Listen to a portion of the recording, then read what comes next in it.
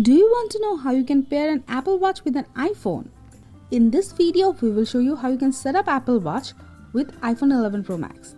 Before you start, make sure the Bluetooth is on the iPhone. It will be needed to pair the Apple Watch with the iPhone. Also make sure the Apple Watch and iPhone is closed. After that, let's check out the pairing process. Press and hold the power button of the Apple Watch to turn it on. You will get a pop-up window on iPhone. Tap Continue. If you don't get a pop-up, you can go to Apple Watch app on iPhone, tap Start Pairing. Hold the iPhone camera on top of the animation on Apple Watch. Make sure it is in the viewfinder. The pairing process will start.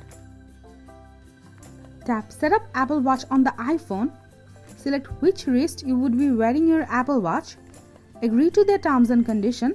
Choose if you want to turn on the location service or not. Select if you want to enable Siri or not. Select if you want to share analytics with Apple or not. Tap OK. For better protection, you have to create a passcode. Set a passcode and verify it in the Apple Watch. Tap Continue. Select if you want to set up Apple Pay or later. Tap Continue for emergency SOS. Tap Install All. Wait for a bit for the Apple Watch to be ready. It might take a bit of time. You will get a pop-up message on the iPhone when it's done. Tap OK. You will also get a message on the Apple Watch. Press the digital crown and start working with it. Now the Apple Watch is paired with iPhone 11 Pro Max and ready to use. That's it for now. If you have any query on the topic, let us know in the comment box. You can check out our Apple Watch playlist for more videos about it. Thank you.